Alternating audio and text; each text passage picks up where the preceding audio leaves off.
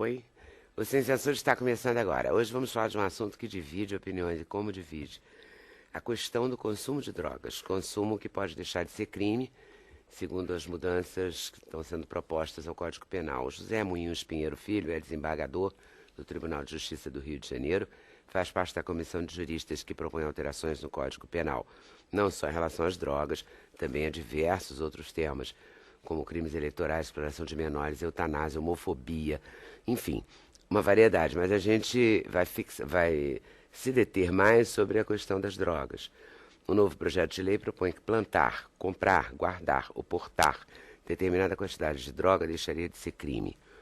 O juiz Luiz Gustavo Barbosa de Oliveira é contra essa proposta. Para ele, legalizar o consumo das drogas poderia aumentar o consumo e passar a impressão de que o uso de drogas não é perigoso nem arriscado para a saúde. Para o antropólogo Luiz Eduardo Soares, proibir as drogas, ao invés de combater o crime, permite o crescimento do tráfico e da corrupção. Ele defende a legalização das drogas como forma de enfrentar esse problema de uma maneira mais racional, menos injusta e menos violenta. A história do economista Ronald Soares virou livro, pelas mãos do Luiz Eduardo Soares, uma história real que virou ficção no livro Tudo ou Nada. Ronald conheceu os dois lados das drogas, foi dependente, trabalhou para o tráfico, foi preso na Inglaterra e no Brasil, e hoje ele tem uma vida mais simples no Brasil, acha que em muitos casos, ao invés de combater leis rigorosas, podem até mesmo incentivar a dependência. O psiquiatra Jorge Jaber trabalha contra a dependência de drogas. Ele é presidente da Associação Brasileira de Álcool e Drogas. Ele acha que o dependente não deve ser tratado como criminoso, mas acha que liberar as drogas pode gerar um problema de saúde pública, um impacto que o Brasil ainda não está preparado para absorver. Vamos conversar também com o jornalista Wilson Aquino. Ele é autor do livro Verão da Lata. O Wilson conta uma história real que aconteceu no Brasil no verão de 1987, quando uma embarcação despejou 22 toneladas de maconha em latas no litoral brasileiro. Na verdade, essa proposta de mudança no código tem, 480 itens, é uma coisa enorme. Então, por isso que a gente faz esse recorte hoje. A gente pretende fazer outros recortes, questão da homofobia, questão do aborto, eutanásia, em outros momentos. Por isso que a gente vai se deter nesse. Eu vou começar perguntando ao Dr. Moinhos Pinheiro qual é essa proposta mesmo? Não é a liberou geral, como as pessoas dizem, claro, né? Tá. Bom, Leda, primeiro, boa tarde, meus colegas aqui de mesa e a oportunidade de estar de novo no seu programa. Primeiro eu quero dizer que o Senado Federal, quando assumiu, trouxe para si a responsabilidade de atualizar o Código Penal. Ele fez uma coisa muito importante, porque ele convidou uma comunidade jurídica, não só de advogados, mas advogados, juízes, promotores, defensores públicos, quer dizer, cada um com a sua experiência profissional para avaliar o que está em termos de legislação penal.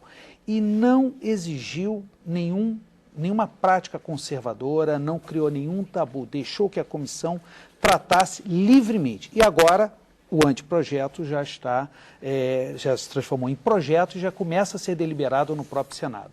Evidentemente, várias propostas teriam que ser objeto de discussão. Eutanásia, ortotanásia, nos crimes contra a administração pública, a questão do enriquecimento ilícito, a punição da pessoa jurídica. E, querendo ou não, na liberdade individual, a proposta da comissão, e podemos abordar isso em outra ocasião, traz o stalking, que é a perseguição obsessiva, traz o bullying, que é a intimidação vexatória. São novidades que nós entendemos de propor como criminalização. Porém, da mesma forma como na questão do aborto, ampliamos causas. O aborto continua sendo crime, porém ampliamos as hipóteses em que o aborto deixa de ser criminalizado. Tínhamos que enfrentar a questão das drogas. E houve um debate muito acalorado, claro que ouvimos especialistas, não ficamos só num ambiente jurídico, porém a comissão entendeu que efetivamente, embora o consumidor é aquele que acaba motivando o tráfico, o comércio ilícito, a comissão entendeu que o consumidor deve ser tratado como matéria de saúde pública. É um problema da individualidade, da privacidade. E, na verdade, não fomos tão ousados. Por quê? Porque a atual legislação já não põe na prisão, não encarcera o consumidor. é o que se chama despenalização, tem penas alternativas. Agora nós temos um passo, descriminalizamos o consumo, mas com indicações. Por exemplo, a pessoa poderá consumir, não se identifica qual droga, pode ser maconha, pode ser cocaína, pode ser crack, isso a comissão deixou em aberto, tá? O consumidor, mas ele não pode consumir em público, não pode consumir em ambiente escolar, não pode consumir na presença de crianças, ou seja, a comissão criou regras para que essa questão fique bem na ambientação do privado. E se ele praticar esse fato na frente, por exemplo, de criança, numa ambientação escolar, ele sofrerá as punições de hoje, que também não é a cadeia. Agora, entendeu a comissão que, na verdade, o poder público, o Estado, tem que tratar o usuário, e principalmente aquele que vai chegar a uma dependência, como um problema da saúde e não um problema criminoso. Então foi essa a opção, ela é polêmica, mas entendeu a comissão que o Brasil tem que enfrentar a situação. E criminalizando, porque fica o estigma, não basta despenalizar. Ainda que não vá para a prisão o usuário hoje, ele fica com o estigma do criminoso.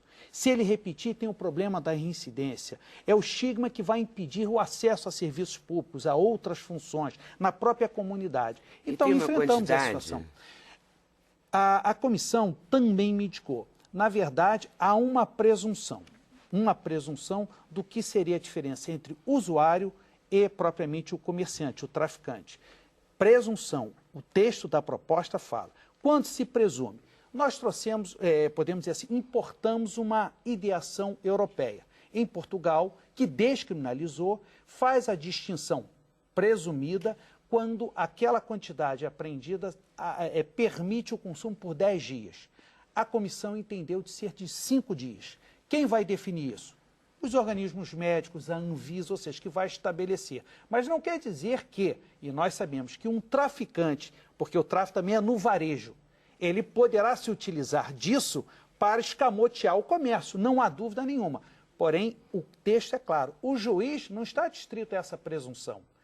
Pelo local em que estiver sendo esse suposto consumo, pelas condições, pela quantidade, pela natureza, pela divergência, ele poderá considerar o comércio e não o uso. Ou seja, é o caso concreto. E aí a liberdade do magistrado no caso concreto. Luiz Eduardo Soares, você defende a descriminalização, é isso? A legalização, eu sou ainda mais radical. Mas, em primeiro lugar, eu queria lhe agradecer o convite. É um privilégio estar aqui novamente com você, com os companheiros de mesa. E eu acho que seu programa, de fato, é um exemplo. E é um sintoma do momento democrático do Brasil contemporâneo. Com todos os problemas que nós temos avançado no respeito à diversidade, à pluralidade e à seriedade com que você trata essas divergências, o fato de estarmos todos em torno da mesa pensando de formas distintas, isso acho que é para nós todos, pelo menos para mim, muito estimulante, muito inspirador. Para a gente também, o bacana é esse. Há 30 anos não era possível. Eu escrevi sobre esse tema há 30 anos e as pessoas que liam, eu digo, fora o campo mais específico dos especialistas, se chocavam, se horrorizavam, simplesmente porque nós nos debruçávamos sobre o tema das drogas com uma perspectiva um pouco heterodoxa. Isso já sugeriria que nós talvez fôssemos favoráveis às drogas ou fizéssemos apologias, etc. Havia uma resistência muito grande. Hoje, o debate está posto, está aberto, as posições são distintas e nós estamos aprendendo, eu acho, uns com os outros. Eu tenho certamente muito a aprender com aqueles que estão aqui, que divergem de mim. Eu procuro aproveitar com toda humildade. E também queria cumprimentar o doutor Muniz Pinheiro, porque esse trabalho que está sendo feito é muito importante. Eu acho que nós vamos ter um avanço, mesmo com as divergências. Eu não nego que nós estejamos diante de um avanço e o papel dessa comissão pode ser, de fato, um marco. Eu vejo assim. A minha posição, Leda, se fundamenta em dois campos, digamos assim. Um campo mais filosófico e um campo mais pragmático. O filosófico, bom, para resumir, eu não admito que o Estado intervenha na dimensão privada quando não estão em jogo liberdade ou direitos de terceiros. Então, o álcool, o cigarro, as drogas, etc., se elas são consumidas, são usadas em sentido recreativo e doméstico, no campo, no âmbito da privacidade. E se não há nenhum risco envolvido para terceiros, por exemplo, quando se sai dirigindo, etc., eu acho que é preciso respeitar.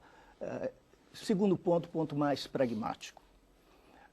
Se fosse possível evitar o acesso às drogas, se materialmente, fora do totalitarismo, numa democracia, fosse possível fazê-lo, eu acho que essa seria realmente uma discussão importante, porque nós preferiríamos que não houvesse drogas, nem consumo de drogas. Seria mais confortável. Seria melhor para todos, para a saúde, para o bem-estar, para o respeito às relações interpessoais, etc. No entanto, essa não é a realidade. Nenhum país do mundo, a despeito das centenas de bilhões de dólares envolvidos na guerra às drogas, nenhum país do mundo não totalitário conseguiu, de fato, impedir o acesso às drogas. Então, a pergunta prática não é devemos ou não autorizar o acesso, ou permitir o acesso, dado que o acesso é inevitável, inexorável, mesmo quando as polícias são as melhores do mundo e os investimentos são aqueles mais exorbitantes, hiperbólicos em escalas de fato superiores. A pergunta é, em que contexto institucional, jurídico, político, nós vamos enfrentar esse dilema, vivenciar o acesso? Será esse que nós conhecemos, em que essa é uma questão de justiça criminal, é uma questão regulada pela presença da justiça, pela intervenção de penas, sentenças, etc.? Ou será que seria melhor ou menos mal um contexto em que essa problemática fosse vista como um problema de saúde pública, de educação, etc. Nós temos uma grande lição no cigarro, o Brasil tem avançado muito na redução do consumo de cigarro, sem criminalizações, sem penalizações, sem envolvimentos policiais ou de justiça criminal, sem cárceres. E o álcool, que é a pior das drogas, no sentido de que atinge de forma devastadora o maior número de pessoas. No Brasil nós temos mais de 15 milhões de pessoas sofrendo de patologias ligadas ao alcoolismo. Nessa área nós não conseguimos resolver o problema, mas estamos lutando com ele com as armas mais inteligentes, com campanhas, com esforços de educação, com experimentos e metodologias diversos, e temos, de alguma maneira, aprendido a conviver com esse grande dilema, com esse grande desafio. Não resolvemos, mas não criamos uma guerra em torno disso. Imagine se agora nós fôssemos também criminalizar o comércio de álcool, proibir o acesso ao álcool, etc. Nós teríamos, além do alcoolismo, uma guerra civil, com todas as consequências. E os bilhões gastos nessa matéria. Nos Estados Unidos, em 2007, o John Friedman e mais 500 economistas liberais entregaram ao presidente Bush uma proposta de legalização das drogas, no sentido mais amplo, e eles demonstraram que isso traria, só no caso da maconha, um benefício econômico da ordem de 7 bilhões e 700 milhões de dólares por ano. Seria o valor estimado, gasto na repressão, na guerra proporcionada a essa área, contra o consumo especificamente da maconha. Nós temos, portanto, gastos bilionários e esses recursos poderiam encontrar canais mais profícuos, mais saudáveis de investimento. Mas em relação a esse projeto, você acha que a gente está avançando, se a gente consegue discutir, né? Eu acho que a discussão é muito importante, ainda que eu considere que seja necessário, de fato, a legalização. E depois a regulação, não é? A disciplina, assim como nós fazemos com o álcool, não é? Fazemos com o cigarro, que são também drogas mortais. Doutor Luiz Gustavo Barbosa de Oliveira, o que o senhor acha desse projeto? O senhor é contra? Boa tarde, Lida. Boa tarde, os caros colegas de mesa. Eu sou contra e me parece que o projeto é contraditório. E por que eu acho que é contraditório? A experiência mostra, e não precisa ser jurídica, basta ser social, basta ver as televisões, em que a droga é um instrumento de exclusão social. Abrimos a janela, nós não vemos o que vemos na França, não vemos o que vemos na Inglaterra, nós não vemos o que vemos na Holanda ou nos Estados Unidos. Nós vemos bolsões de miséria, bolsões com locais de consumo de crack, em que as pessoas foram, algumas expulsas, outras fugiram da família, se alojam nas áreas públicas, consomem droga, estão se matando naquele estado, só vão ao hospital quando estão em estados agudos graves e quando melhoram, voltam para o local. Ou seja, o que estamos fazendo com o projeto? Nós estamos fomentando essa realidade. O Estado brasileiro, ainda o governo não conseguiu resolver a questão, por exemplo, das Cracolândias, no Rio, São Paulo, Distrito Federal, Brasil afora. Nós vamos alavancar essa realidade sem termos a menor condição de tratar essa realidade. Nós não temos uma legislação que obrigue alguém a fazer tratamento. É uma questão de saúde? É indubitável, todos nós sabemos disso. Mas a que título? O doutor Luiz Eduardo estava mencionando a questão do Estado intervir na questão particular, que ele acha que não deve, não é possível, não seria correto. Nós temos que ter em mente que a questão do uso de droga, como o tráfico de drogas, ele não objetiva o indivíduo em si. O Estado não está preocupado comigo, com o João, com a Maria. O Estado está preocupado com a comunidade inteira, o que cada um de nós representamos para um todo. O nosso papel social, a nossa participação, o que nós temos que contribuir para a melhoria de uma realidade pré-existente. Nós nos reunimos, nos formamos uma comunidade, estabelecemos regras, porque nós temos um objetivo de, ao nascer, receber o Estado numa situação e se galgar numa melhoria. Qual é essa melhoria? De igualdade, de qualidade de vida, de um serviço de saúde igualitário, de habitação, de segurança, de condições favoráveis. Na medida em que desgarramos uma parcela disso, todo o restante será obrigado a carregar todos aqueles que ficaram para trás.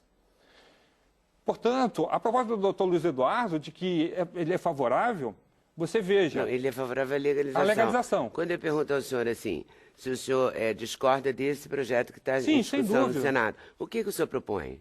Que a gente deixe como está? Não, eu Porque o Estado está tentando resolver isso há séculos e não consegue. No mundo inteiro, não é? No mundo inteiro, no mundo inteiro. E aí que é o nosso grande problema. Nós somos um país subdesenvolvido, em que os países muito mais ricos, como os Estados Unidos e outros, não conseguiram resolver, e nós estamos dando um passo cuja nossa realidade não permite.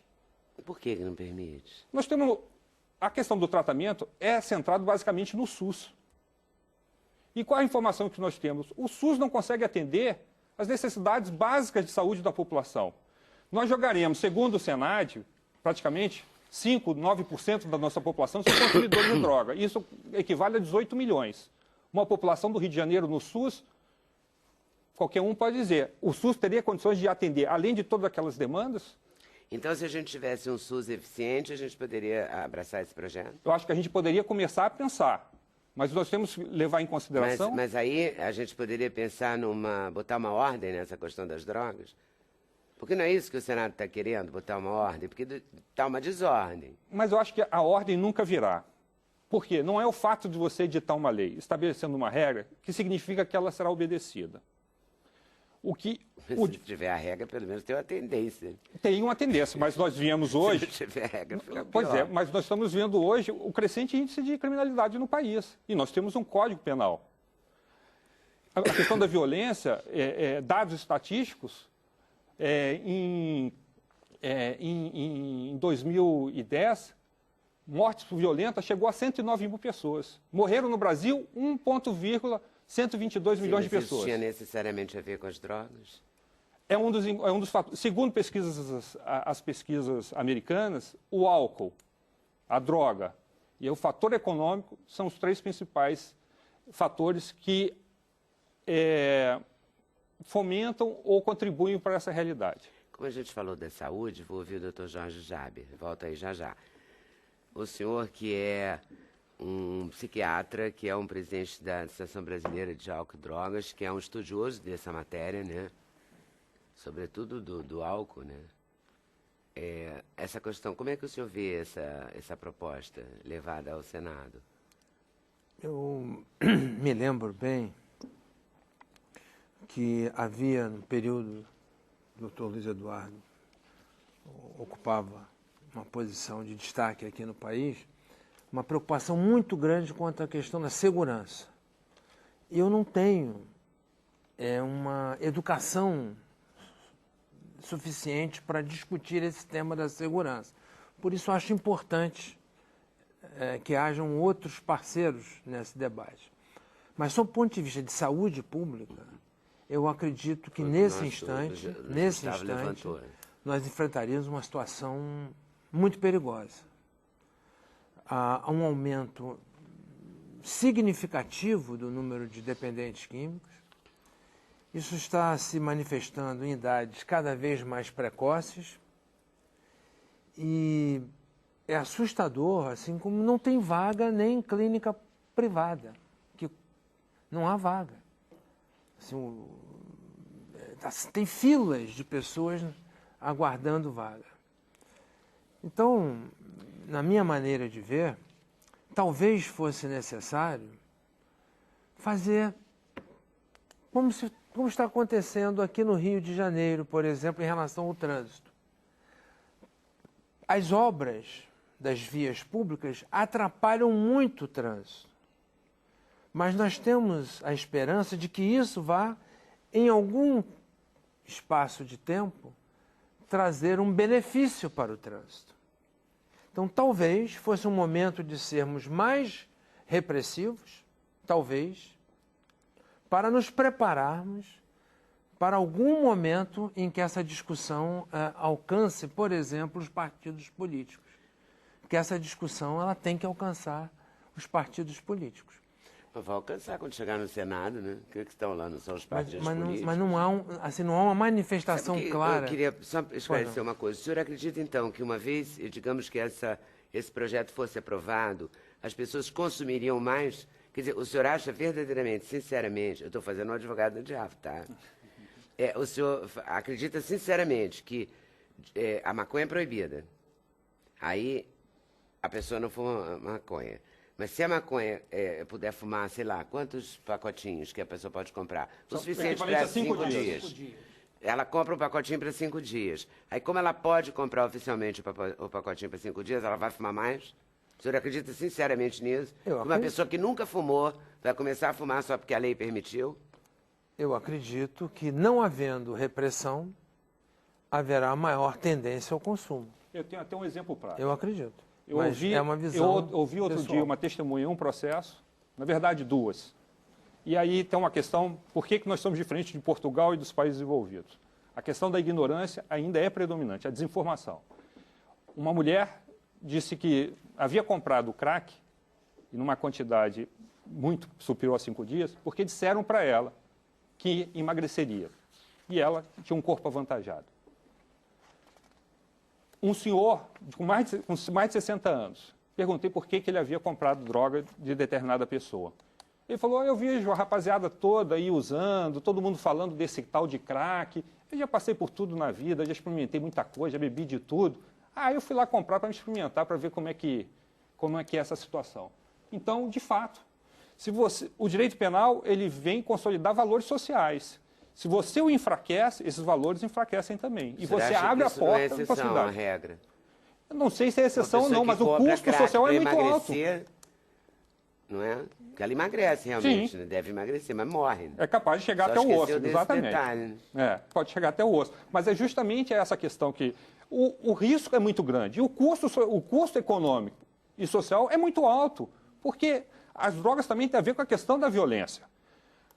A estimativa de álcool aqui, que estávamos falando agora há pouco, eu tenho uns dados aqui, que o alcoolismo ocupa o 4º lugar entre as doenças incapacitantes dos trabalhadores e está entre as 7 principais causas de morte entre pessoas acima de 15 anos, segundo o SUS. Mas nem é uma preocupação o álcool, né? Porque nem está nesse projeto. Pois é, mas você veja, se o álcool está nessa realidade, nós vamos agregar esse custo às drogas. E é um custo que todos nós vamos pagar.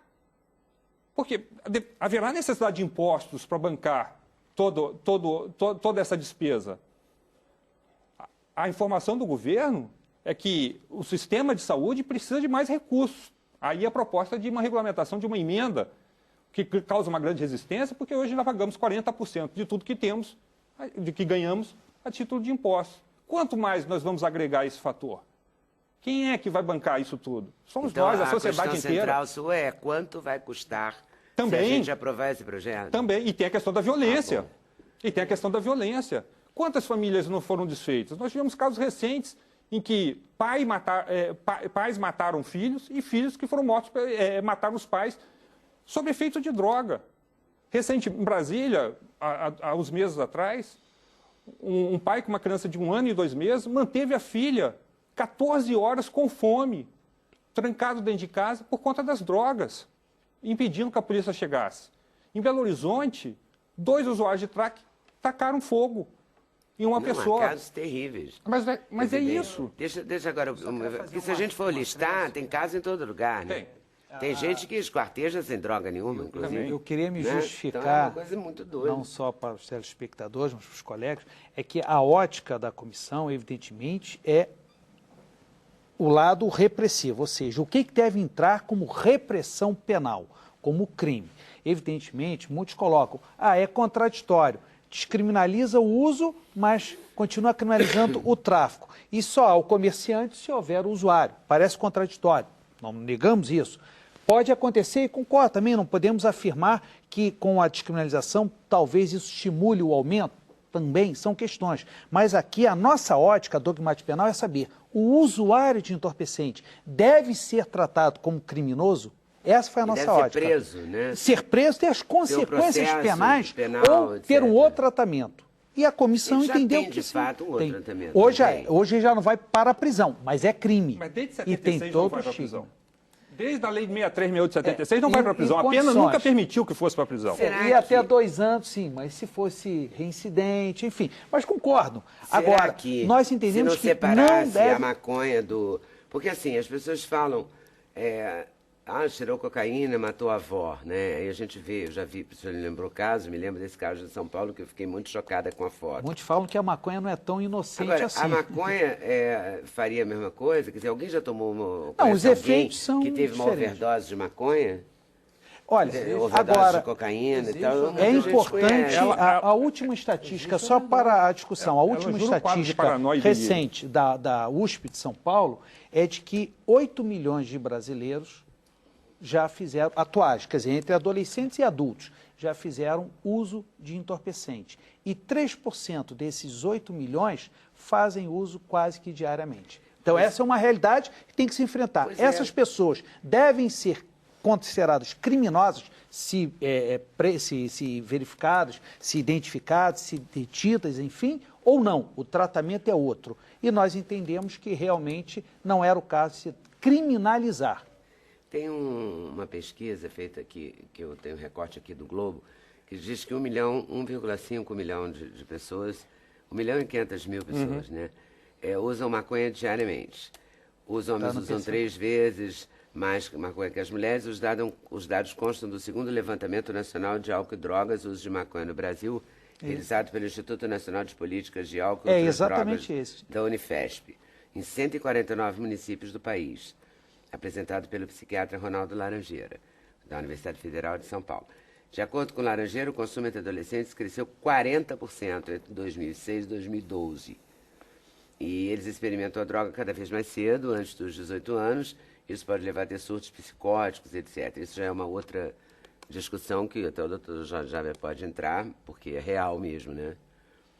O índice de dependência também nos chamou a atenção, porque 37%. Ele, o próprio Laranjeira, achava que ficava em torno de 20%. A pesquisa aponta que 62% revelaram ter usado a maconha pela primeira vez antes dos 18 anos. Quer dizer, é real isso.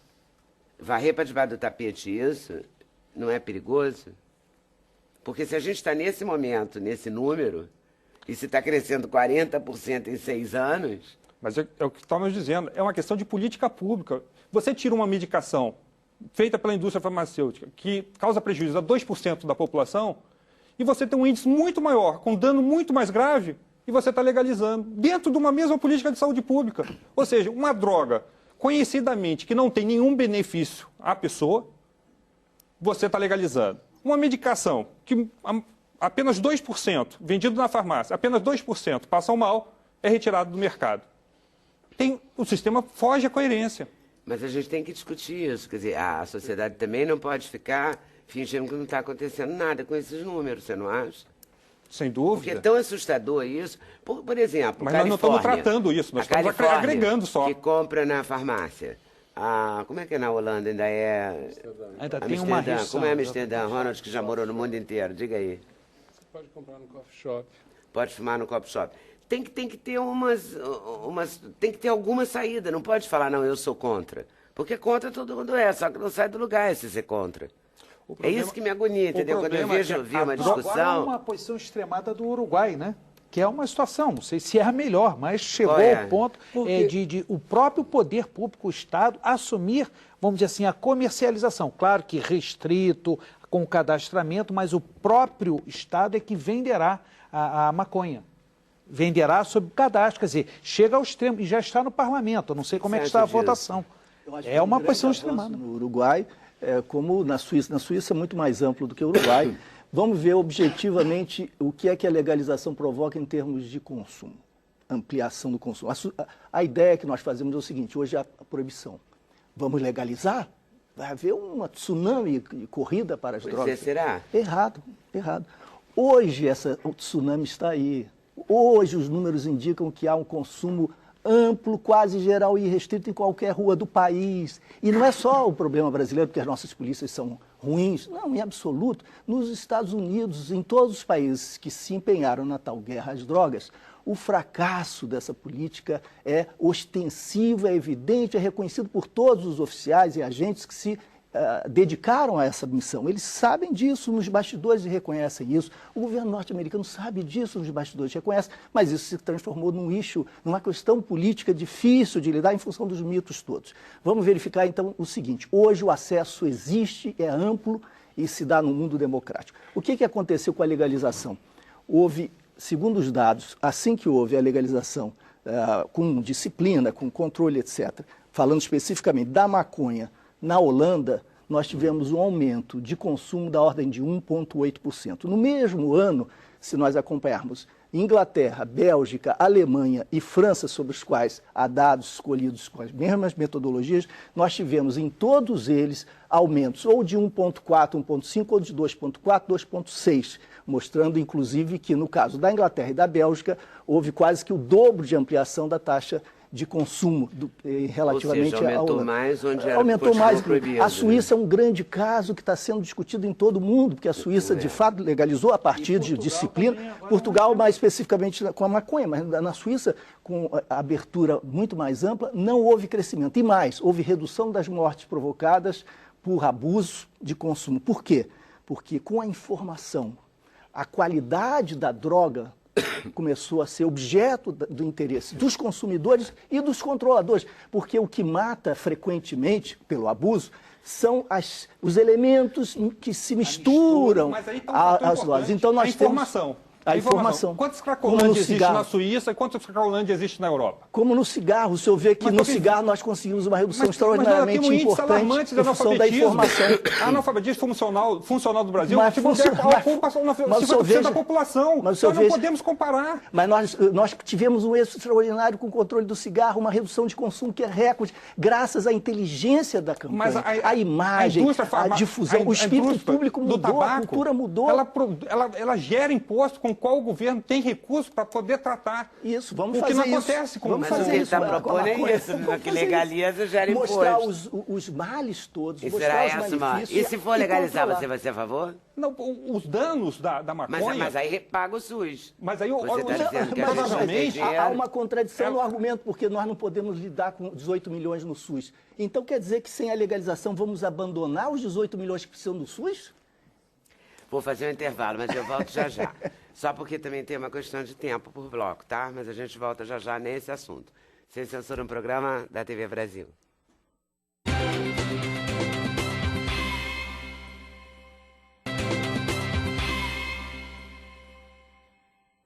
A gente volta à discussão e eu queria introduzir a discussão o Ronald Soares, porque o Ronald é o personagem do livro.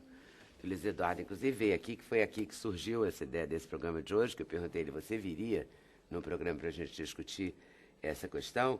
E o Eduardo Barreto, nosso produtor, fez uma mesa muito legal, né? Tá de parabéns, Eduardo, produziu bacana.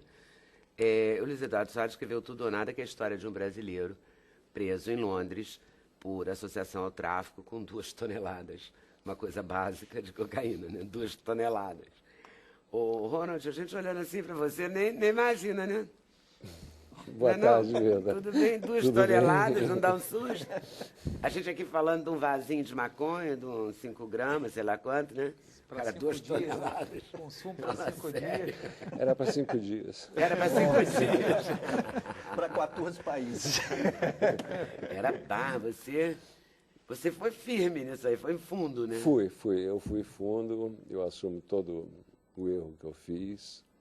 Eu participei dos 2 lados dessa conversa e fundo nos 2 lados dessa conversa, tanto na parte de tratamento quanto na parte do tráfico. Você ficou preso. Eu fiquei preso na Inglaterra, fiquei preso no Brasil. Eu já tentei me internar várias vezes quando quando eu era viciado em drogas, inclusive na clínica do Dr. Jada Jabber. Eu tentei, não havia vaga. Não havia vaga, olha, tá vendo? E é isso. Mas deve ter sido uma vida complicada também, não foi?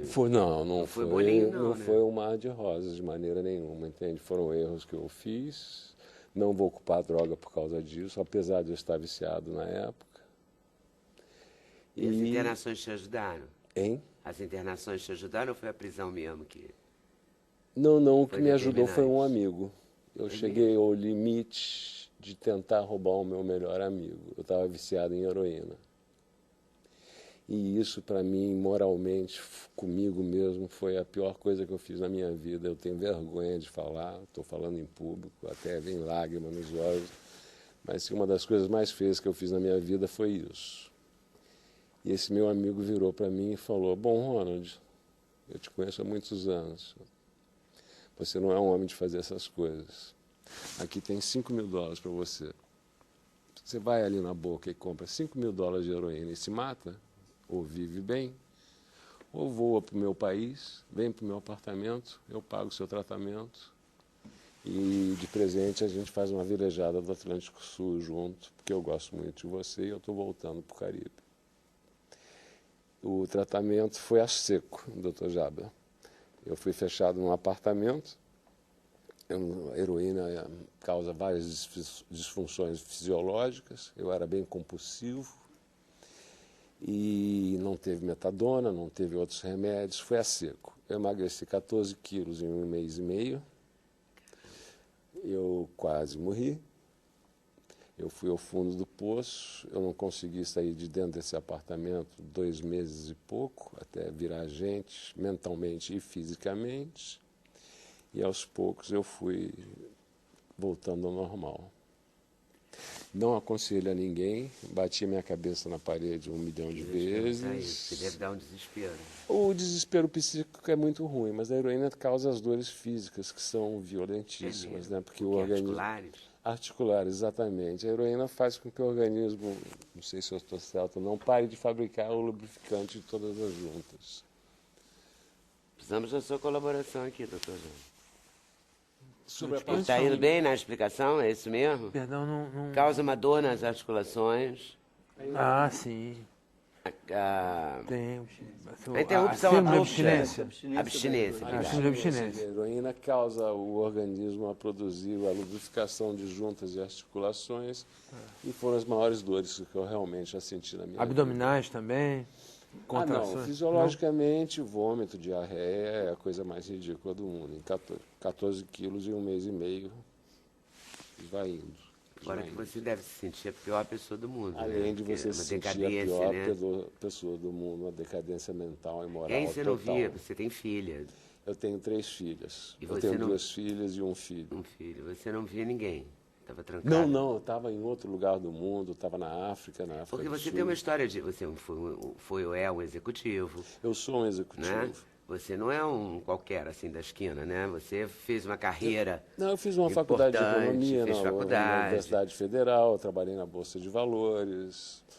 Fez uma carreira como homem do Como mercado executivo, financeiro. exatamente. Né? E Mas depois- aconteceu tudo muito cedo, né? Eu tinha 18, 19 anos, 68, 69. Em 68 a gente não tinha dinheiro para pegar um ônibus, em 72 nós nos sentimos milionários. E um éramos barco. milionários. Um iate. E eu não estava muito de acordo com o tipo de vida que eu estava levando e resolvi mudar da água para o vinho. Comprei um veleiro e fui dar a volta ao mundo, que era o meu sonho. E essa foi a primeira viagem. Nós velejamos 4 anos sem parar, de país em país. Uma vida riquíssima. Posso perguntar quantos anos você tem? Eu tenho 62 anos. Não é? Porque ele fez muita coisa, né? Velejou, foi do mercado financeiro, Fui foi rico, foi fazendeiro, pobre, fui foi preso, um sucesso, foi 8 anos preso. no mar, 4 Não na é? primeira Fez tudo navegação, ao mesmo tempo agora. 4 na segunda. Valia um livro mesmo. Pelo tráfico, não pelo uso. As prisões, só me desculpa, foi uma só. Ah, perdão. Tá? Foi em Eu Londres? só fui preso uma vez, eu fui condenado em Londres por 24 anos de cadeia por conspiração, por associação ao tráfico. E... Mas aí como traficante. Não. Não, porque você tem a associação ao também aqui tráfico. no Brasil, tá certo. Aqui Ah, também tem? temos o crime de associação e tem o crime de tráfico. Aquele tráfico, que está. só pra É a eu venda, entender. é o comércio. O tráfico é o comércio. é a venda. Agora, Chega a o traficante associação. e vende para a pessoa. Claro que é uma o que consequência. Que é associação? É As consequência. pessoas aqui, um número mínimo que a lei prevê, que se reúne para a prática dos crimes que envolvem drogas, o próprio tráfico. Mas muita gente é condenada apenas pelo tráfico. E muitas vezes, por ser associado, quer dizer, é uma quadrilha, vamos dizer Mas assim. já é uma quantidade muito maior também, né? do Era um traficante. pouquinho maior. Nessa sua realidade, como usuário de droga, a quantos mais você acha que justificaria compartilhar dessa mesma situação? Eu não entendi a sua pergunta. Você passou por uma experiência ruim, não só pela questão da conspiração, mas pela sua condição de usuário de droga. Certo. Você acha que é razoável contribuir de alguma forma para que outros passem por essa mesma situação? Contribuir de alguma forma para que outros passem a mesma... É. Você é a favor ou contra a liberação? Eu sou totalmente a favor da liberação e da legalização. Você acha que dentro dessa realidade Você nossa, vai mais quantos assim. amigos iguais você teve, outros terão, para poder ajudar? Eu acho que cada um que fala alguma coisa sobre assuntos já está ajudando. E aquilo que nós estávamos conversando em off, eu não acredito que a repressão e o dinheiro gasto vá ser maior do que o que está sendo gasto e não está resolvendo. Eu fiz até um paralelo esse fim de semana, foi sem querer, eu estava estudando história com a minha filha mais nova. E ela estava na Guerra dos 100 anos.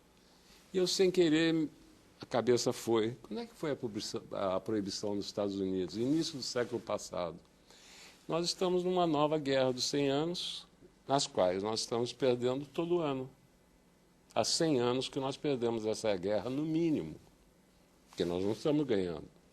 O consumo aumentou, a produção aumentou e a criminalidade aumentou.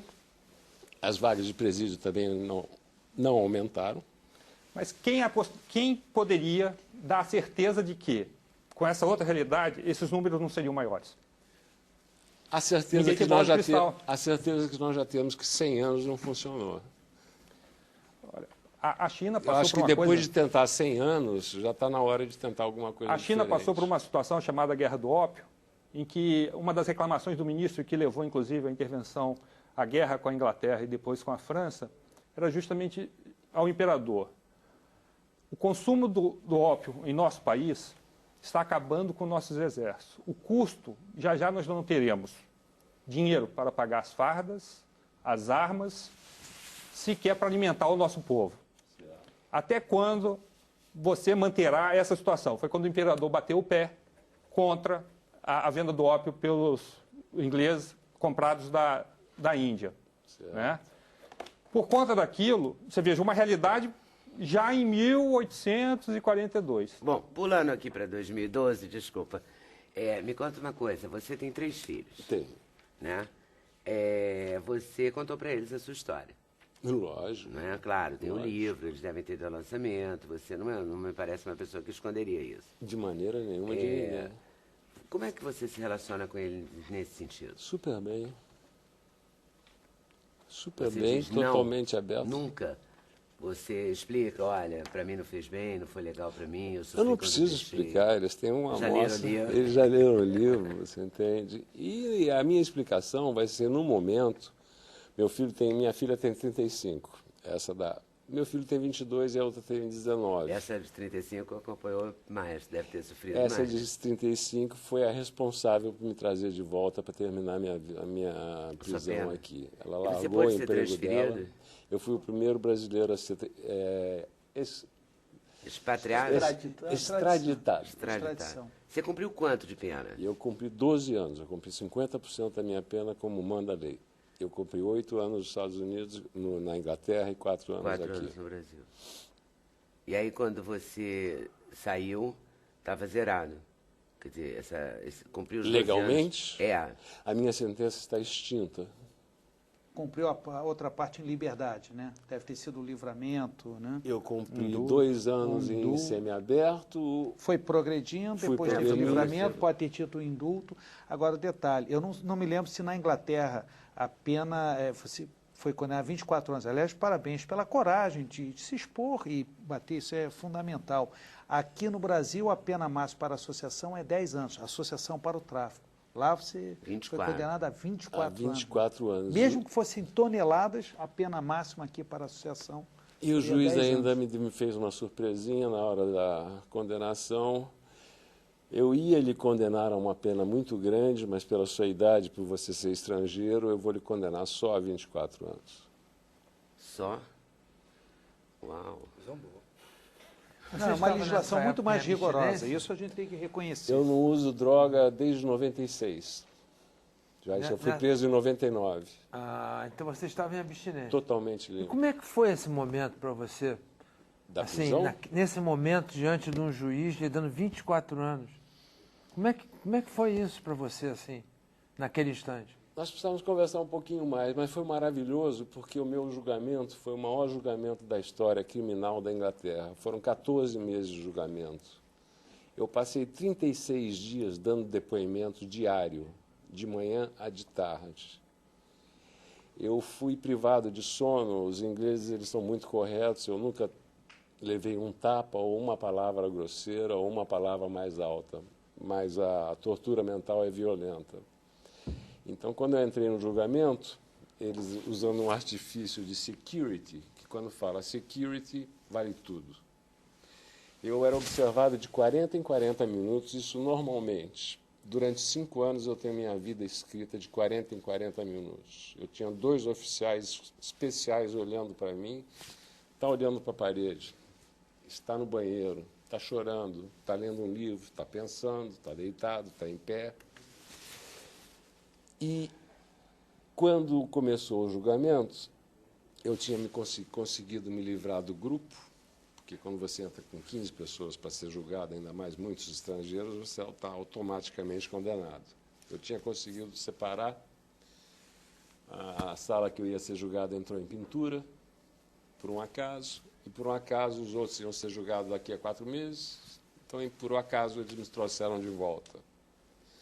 E no momento que eu comecei a dar o meu depoimento, eles me puseram no suicide watch. Ah, nós achamos que ele vai tentar se matar. Então não precisava ser 40 minutos. Podia ser a qualquer hora. Então, de noite, eu era um preso solitário. Eu não estava em solitária. Eu estava em solitário porque não existia outro preso do risco que eu tinha. Eu era o prisioneiro mais perigoso da Inglaterra, em 70 mil, de uma tripulação de 70 mil pessoas. Cuidado com a sua mão, que senão você tapa o microfone. Desculpa. Tá. E eu fiquei preso 2 anos sozinho. Mas para você ficar solitário, você tem que cometer alguma disciplina, e eu era o preso mais bem comportado da cadeia. Mas eu estava solitário por não ter outro. Bom, mas só para resumir, quando começou o julgamento, eles começaram, me puseram no suicide watch. Então era de 10 em 10 minutos, 15 em 15 minutos. Acendia minha luz, apagava, abria a portinha e fechava. Só aquilo que te acorda. E no dia seguinte eu tive o julgamento. 10 dias depois dessa brincadeira, o senhor é capaz até de explicar o que aconteceu. Eu estava no box lá, respondendo, e me aconteceu uma coisa muito estranha. Eu saí do meu corpo, eu me vi ali, naquele lugar, eu lembro até hoje, naquela posição, lá em cima, assistindo o julgamento. Eu falei, Ronald, você está ficando maluco. Eu já ouvi falar disso, experiências pós-morte, eu não estou morto. Mas aconteceu, estava acontecendo. E eu não sabia o que fazer. Aí eu virei para o juiz e falei, se eu posso falar? Está acontecendo isso, isso, isso e isso. O juiz olhou para mim e ele viu que eu estava falando sério. A promotoria levantou na hora, lógico, ele não quer responder as perguntas, isso, aquilo. O juiz perguntou, você tem um acompanhamento psiquiátrico na prisão? Eu falei, eu tenho, porque eles têm medo que eu fique maluco. Nas condições que eles me colocaram, eu tenho um psiquiatra de 15 dias. Daí ele mandou chamar a psiquiatra. E aí, quando a psiquiatra veio, o juiz suspendeu o julgamento, me deu 15 dias de férias para me recuperar, dormir, disse que se isso acontecesse outra vez, ele ia me absolver e me mandar no primeiro avião de volta para o Brasil, que isso era um tratamento inumano, que ele não sabia que isso acontecia dentro das prisões inglesas, e aquele rolo todo. Mas foi o maior julgamento criminal da história da Inglaterra, que é um dos lugares onde tem mais bandido do mundo, né? E o mais perigoso era eu. E aí, Apesar de nunca ter usado Apesar uma de arma. nunca ter usado uma arma, de nunca ter brigado, de nunca ter... Mas tentou fugir, o que no Eu sistema tentei fugir. O que inglês, levou a isso foi eu tentei fugir. grave. Um fato grave. Poxa, mostra o livro aí pra gente, que Tá mostrando. esse trailerzinho, tudo ou Você nada. tem que ler, né? Não pode perder, tá vendo? Sem censura é cultura, ó. Nessa discussão. Não, e eu, claro, queremos ler o livro, tudo dando Por tive favor, oportunidade. eu dei para Agora, o Luiz Eduardo uma enciclopédia britânica. Ele escreveu 300 páginas. Ele nunca anotou uma palavra do que nós conversamos, num guardanapo, e nunca ligou um gravador. e aí está. E eu só vi o livro pronto. Eu não quis ver o livro antes, porque senão eu ia dar palpite, isso é É, lógico. claro, não ia Agora, aguentar. para entendermos que nós estamos falando de criminalização do usuário, pelo menos, que é o projeto, o debate. Mas todo. é que ele era usuário Você também. foi muito usuário ou foi direto para o tráfico? O que aconteceu na sua história? A minha história é como qualquer, não estou exagerando, como a maioria da Zona Sul do Rio de Janeiro. Sempre fumei maconha quando era adolescente, estudei no Pedro II, entrei na faculdade, passei por todas as drogas e não usava droga nenhuma desde 96. E eu fui viciado em heroína, que não tinha no Brasil. E na prisão, a única droga que tinha lá dentro era a heroína. Dos dois lados da minha porta tinha heroína, em frente tinha heroína. Por quê? Isso é outra coisa, a lei. Você fala lei, repressão de lei. Vou te dar um exemplo da lei inglesa. Entram garotos de 18, 19 anos que foram presos por causa de um baseado ou de um haxixe, fumando. Você é obrigado a fazer um exame de urina mensalmente para saber se está usando droga dentro da cadeia. A maconha fica no sangue, na urina, 30 dias, ou no sangue. E a heroína e a cocaína saem em 4. Então, o sistema faz uma juventude adolescente sair da maconha para a heroína para não ser pego num teste de recidiva. urina. O que você me diz disso? É muito louco, né? Os Ronald, artifícios talvez existirão sempre. o Você é um Ronald, ser humano. quando você foi ser traficante, você já não cheirava mais, não fumava nada? Não. Fumar eu fumava. Você ri quando eu falo traficante? Eu acho engraçado. Hoje em dia é triste. É, mas quando você foi, porque eu queria fazer a separação, entendeu? Então você Certo. foi como negócio, É. como Era- business, assim, não foi como Olha, só para te explicar. usuário que foi, não, já não usava mais. Não fui o usuário que fui, não fui induzido por ninguém. Foi uma opção errada. Eu não estava 100%, eu estava com problemas financeiros seríssimos, estava Foi com pelo 50 anos, foi pelo dinheiro. Vou fazer um outro intervalo. Quer acrescentar alguma coisa? Já foi elogiadíssimo, né, no livro. Não anotou nada, foi fiel. Parabéns.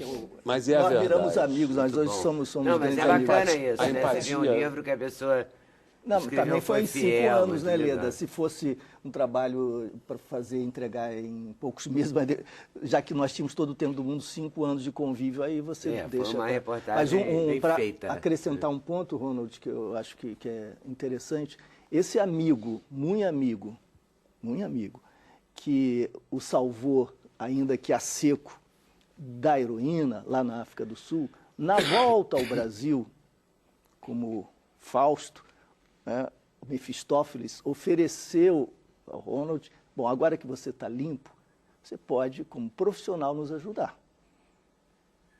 Porque enquanto consumidor, enquanto dependente, você não é confiável como um partner, como um parceiro para fazer negócio na droga.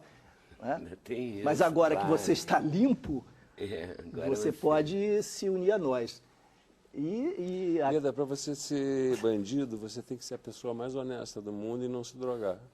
Senão você não pode... Senão você não pode ser bandido. O usuário de droga nem para ser bandido, então serve, né? Complicado. A pessoa tem que ser... É complicado. Incrível mesmo. Essa deve ter sido também um momento difícil. Esse deve ter sido, né? Dizer não para o cara que te estendeu a mão. Acabou dizendo sim. Porque é uma decepção horrorosa também, né? Na verdade, ele estava investindo no futuro dele. Estava investindo no futuro dele. Isso eu falei, era um negócio. Diabólico, né? Você abraça, salva e aí entrega o inferno. Muito. É fogo. Caramba, Intervalo, né? Deu até um silêncio. Né? Deu um silêncio. É de cortar com a faca, né, doutor Jaime? Eu acho... Intervalo, a gente volta já já, sem censura no programa da TV Brasil.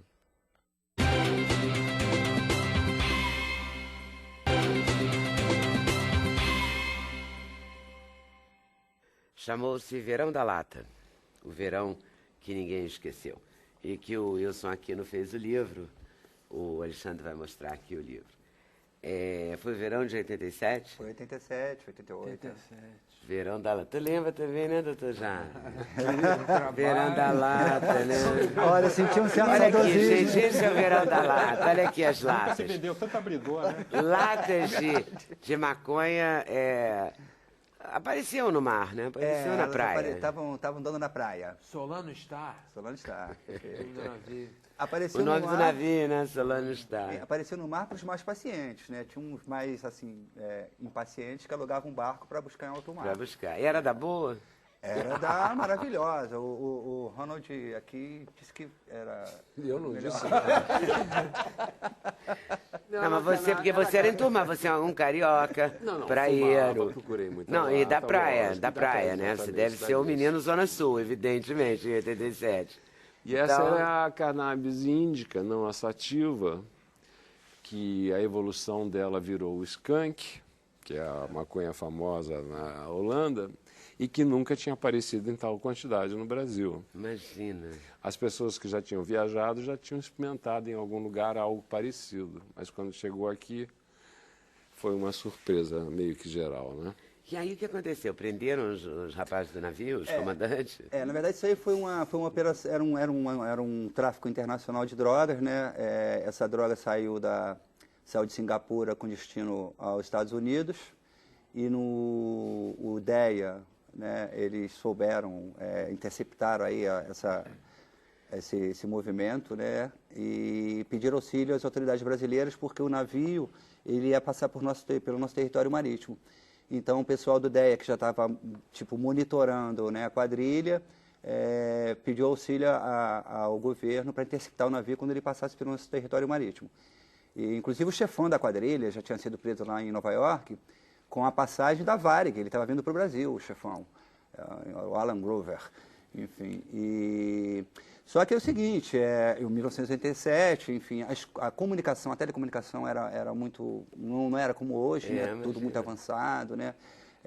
E a Polícia Federal não tinha nenhuma canoa, né? E sem uma canoa, nem bote inflável, eles tinham que interceptar esse navio em alto mar. Enfim, a missão era dura, né? Aí foi pedido um auxílio à Marinha, a Marinha Brasileira disponibilizou... Tinham 2 canoas? Não, não tinha nenhuma, coitado. A Marinha disponibilizou o nosso navio mais moderno, que era a Fragata Independência, e foram feitas várias incursões no mar para ver se conseguia localizar o tal do navio da maconha.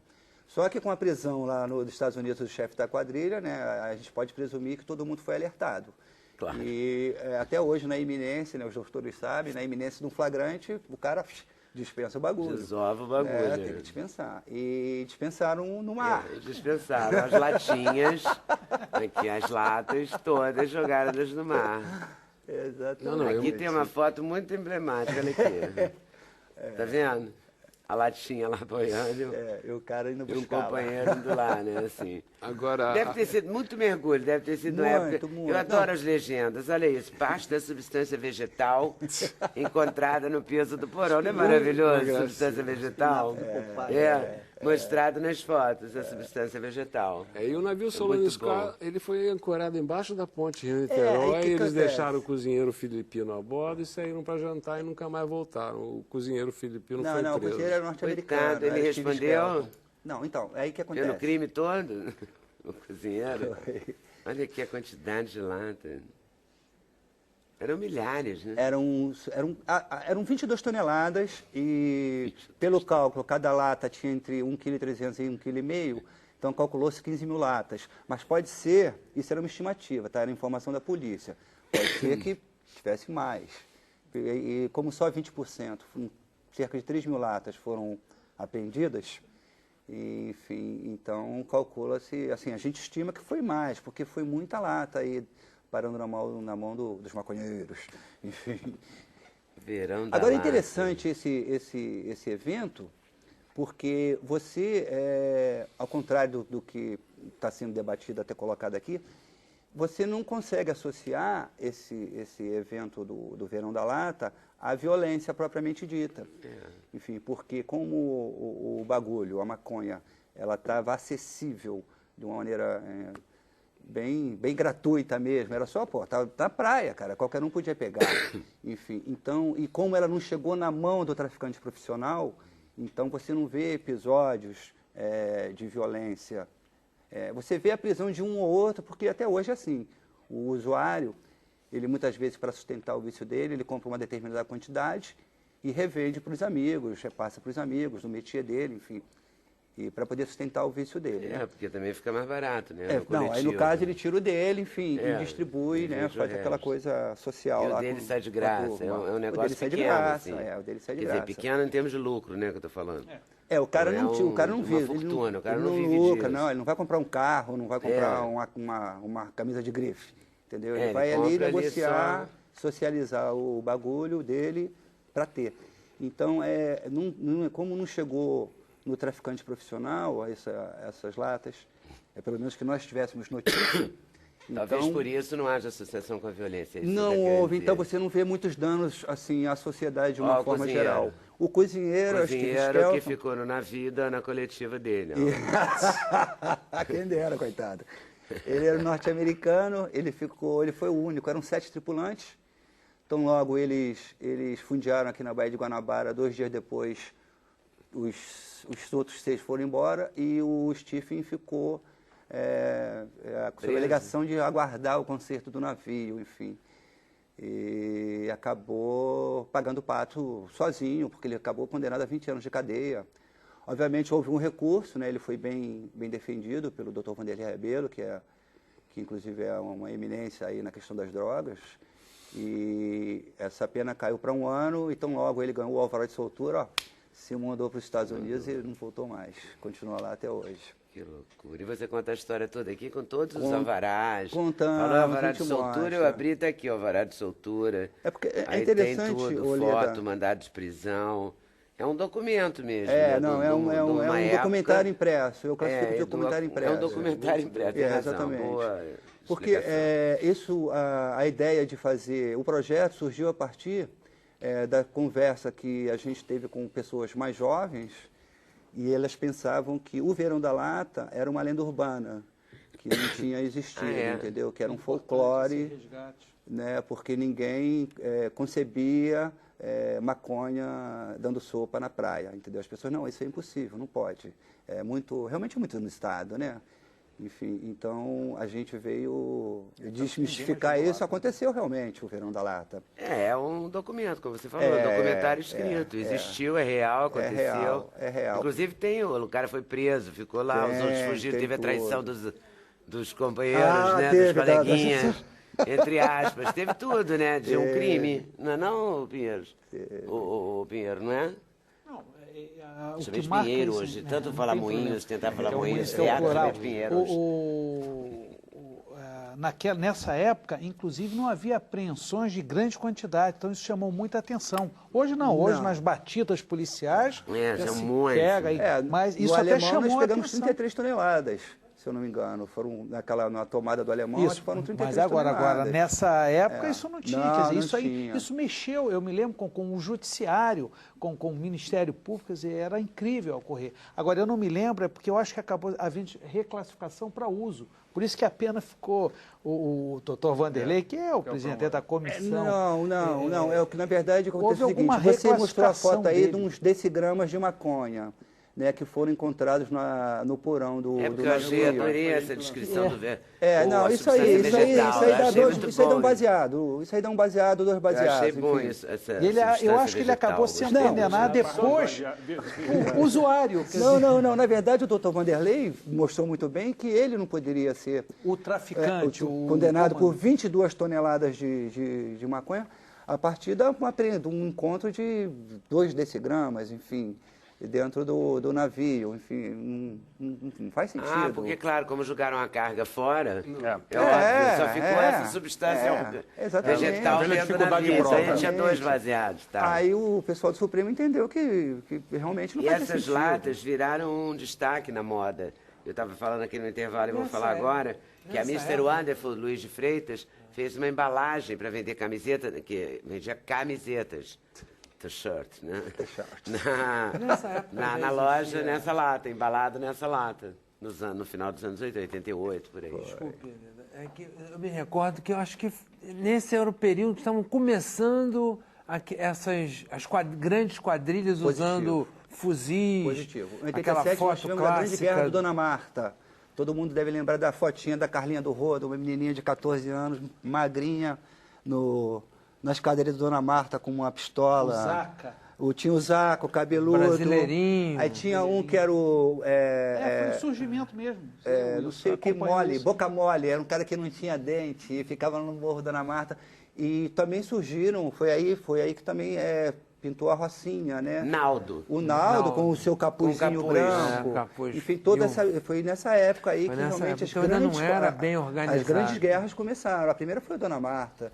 Mas Dona Marta foi chamou quando a atenção Rocinha do fechou mundo. pela primeira vez, virou um problema. Da- Entre a Barra e a Zona Sul do Foi, Rio, porque a Rocinha foi. interditou o túnel, Naldo era o traficante. Não, mas a o fuzil Dona com o Marta foi capuz. emblemática porque ganhou o mundo, gente. A foto da que Carlinha veio do Rodo ganhou o mundo. Nossa, aí. começou as grandes guerras do tráfico. Foi Agora, aí. Leda, eu queria só, assim, nesse meu trabalho, eu conversei com vários maconheiros, enfim, entendeu? Pessoas que fumaram a maconha, enfim, alguns continuam fumando até hoje. E, assim, eu acho que nesse problema, nessa questão das drogas, eu acho que está faltando, assim, as pessoas entenderem que, assim, primeiro que a maconha, ela é uma droga levinha, né? O doutor Jaber, enfim, pode falar melhor. É óbvio que ela pode ser encarada como porta de Acelera entrada aí para que eu todo tenho que ir mundo. pro intervalo, mas você quer dizer que... Assim, que não houve assim, esse dano, as pessoas não tinham esse baixo astral que você vê no crack, etc e tal, enfim. As pessoas lidam com a droga melhor do que a gente às vezes pensa, Era menos perverso. muito menos. Era um pouco, tinha essa coisa de abrir a cabeça para o mundo, havia essa ideia ligada de uma experiência de se expandir horizontes. Agora é uma coisa perversa e comercial, né? Intervalo. Agora é intervalo mesmo, mas a gente volta já já. Sem censura, o programa da TV Brasil.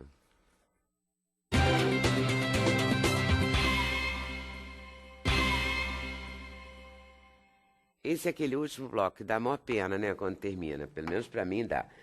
A gente falou do Verão da Lata, que é o livro do Wilson Aquino. Já lançou? Já. Falamos do livro do Luiz Eduardo Soares, que conta a vida do Ronald, que está aqui. E a gente vai agora falar com cada um para a gente fechar essa conversa, mas não essa conversa de hoje, mas não o assunto nem o debate, porque esse é impossível fechar assim, não é? Isso é infindável. É infindável, é para sempre. Vamos discutir várias vezes, eu espero. Ronald, você, o que você diz para a gente para terminar esse programa? Olha, eu cometi um erro bem grande na minha vida. Conselho, se fosse bom, estava sendo vendido, não vou dar conselho nenhum. Se uma pessoa pensasse 10 minutos a mais do que eu não pensei quando eu tomei minhas atitudes, ou lendo o livro, ou assistindo esse programa, ou tendo ouvido sobre a conversa, isso já me faz contente. Dr. Jorge Jaber. Fico feliz de ter sido convidado a esse programa hoje. Acho que quando surgiu Sem Censura foi um momento de discussão política naquela época, e hoje está sendo uma discussão sobre um assunto muito sério que está aí, que é o uso de drogas. O meu papel é ajudar aqueles que têm dificuldade, as famílias principalmente que têm dificuldade.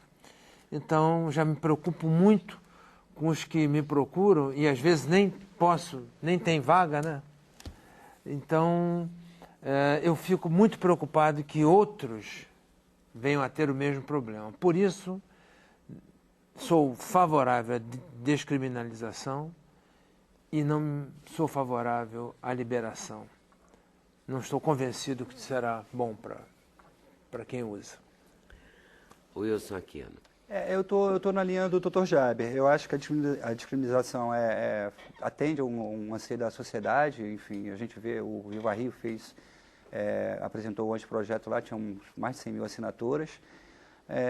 Porém, como a droga, a gente não vai falar especificamente da maconha, né? A gente vai ter que falar sobre todas as drogas, aí eu fico um pouquinho preocupado, sim, porque as outras drogas eu acho que são muito nocivas.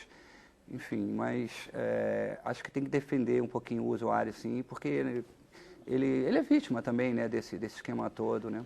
Ou tem o direito, né? Ou tem o direito, também o cara tem o direito, né, enfim. Fala. Doutor Luiz Gustavo. A questão das drogas, ninguém está propondo cadeia. Todo mundo sabe que é tratamento. O que está se discutindo é os moldes em que isso vai acontecer. Descriminalizando todas as drogas, sem qualquer parâmetro e sem condições de serviço público, é complicado.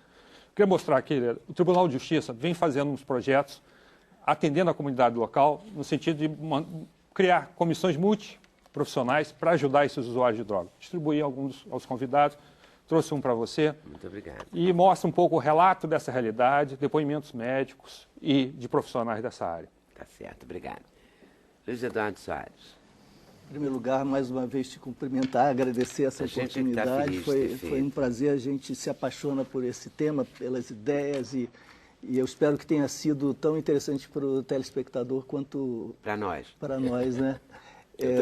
E aprendi bastante ouvindo as posições contraditórias. Eu permaneço fiel à ideia de que a legalização das drogas é o melhor caminho, porque legalização não significa liberação irresponsável com vocação ao consumo. Significa a possibilidade de que nós tiremos do armário os tabus e nos debrucemos sobre os problemas reais, oferecendo alternativas, apoios, esclarecimento.